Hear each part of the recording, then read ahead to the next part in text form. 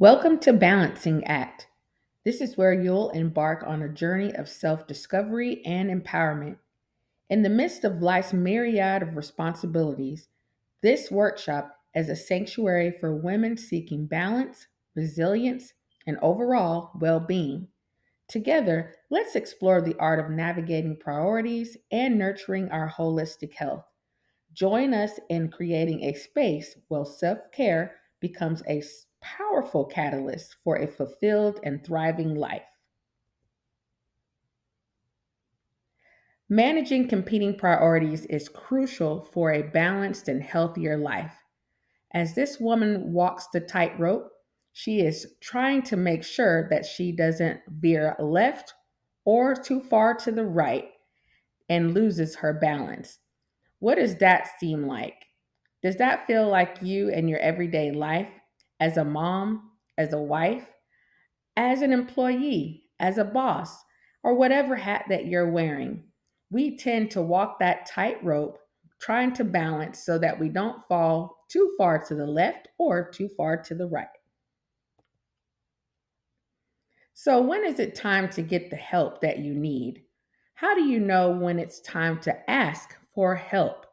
A lot of times people find it difficult, especially women, to ask for help. We're seen as superhuman, super women. We do all the things, and it seems like that's a strength to be able to manage so many things. But when life gets out of control, when it starts to impact the important things in life, we need to stop and ask for help. So, here are the signs of when you need to ask for help. The first one, constantly overwhelmed. This is pretty common for lots of women. We get overwhelmed by all the hats that we have to wear, all the things that we have to do.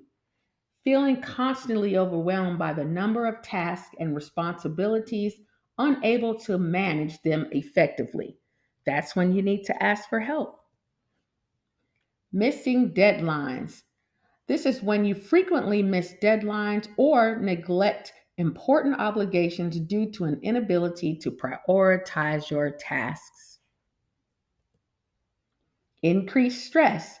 This is when experiencing a significant increase in stress levels impacting mental and physical well being gets out of control. We know that stress is related to many things in our body, including weight gain, where stress causes you to build up or increase cortisol, which builds up fat cells. We know that stress impacts your headspace. Many people have headaches. Sometimes you have anxiety, and sometimes it impacts your eating and sleeping. Stress can be dangerous. This is when you need to ask for help. Difficulty focusing. This is where struggling to focus on tasks leading to decreased productivity and quality of work becomes an issue. Next, neglected personal life. So, finding it challenging to maintain a work life balance, neglecting personal relationships, hobbies, or self care activities. It's like you just are too busy to do the things that used to matter, just that just to take care of yourself. So if you find yourself neglecting what you need to do for you, then you need to reach out for help. Next, regularly procrastinating. So when you regularly procrastinate on tasks or feeling paralyzed by the volume of work, you need to ask for help. Inconsistent performance. So, a noticeable inconsistency in performance or outcomes due to the inability to manage various responsibilities effectively is a reason to ask for help. Recognizing these signs is the first step in acknowledging the need for help in managing competing priorities. So, how do you manage these priorities? Well, I like to organize these into 7 steps. The first one is note to self, you need to prioritize. So identify and list your primary goals and responsibilities. Rank them based on urgency and importance. This can help create a clear understanding of what needs immediate attention and what can be managed later. Step number 2. I love this pick.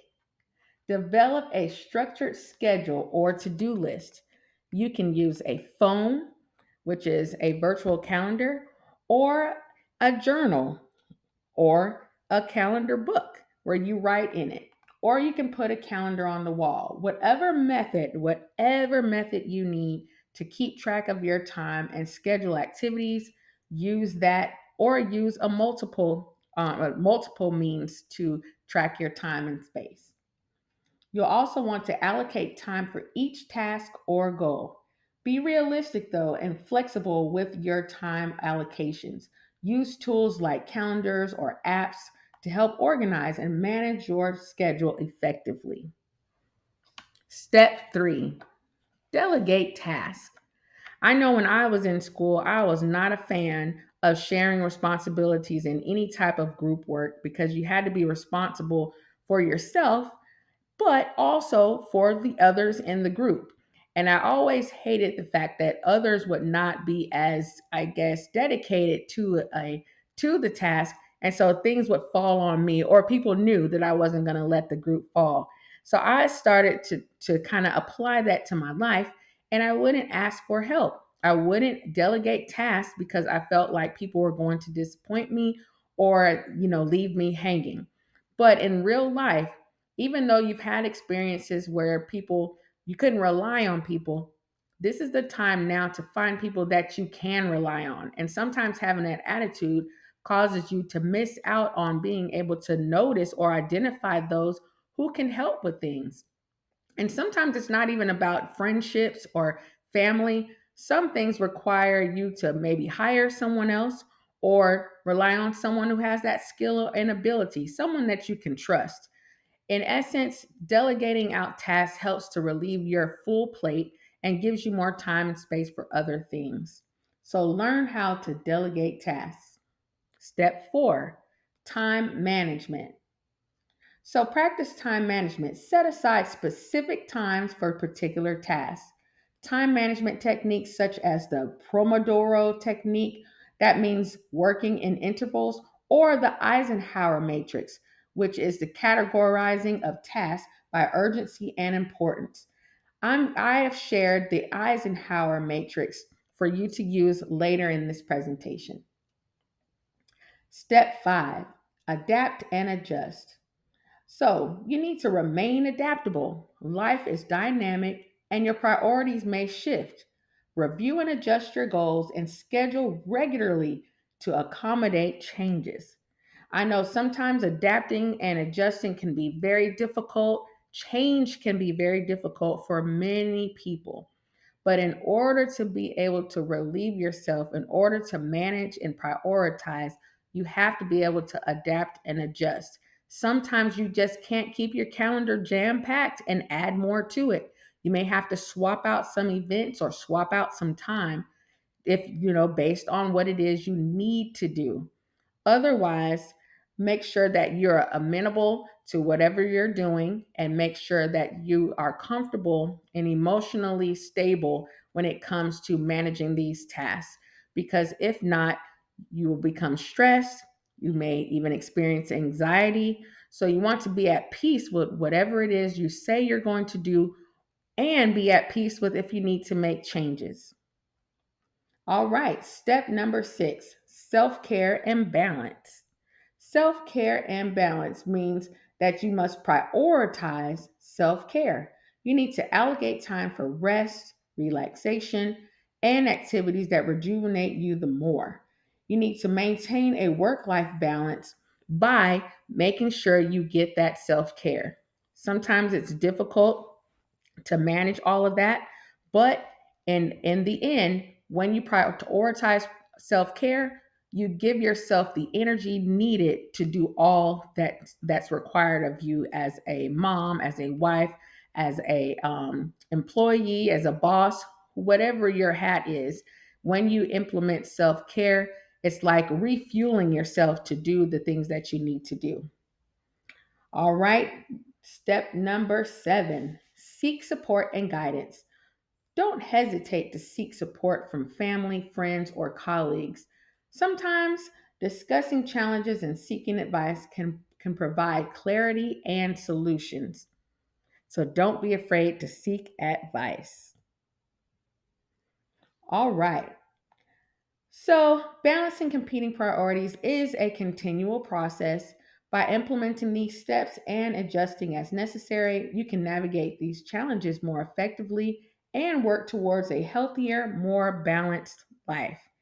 So I chose this picture or a picture of videos because everyone seems very happy.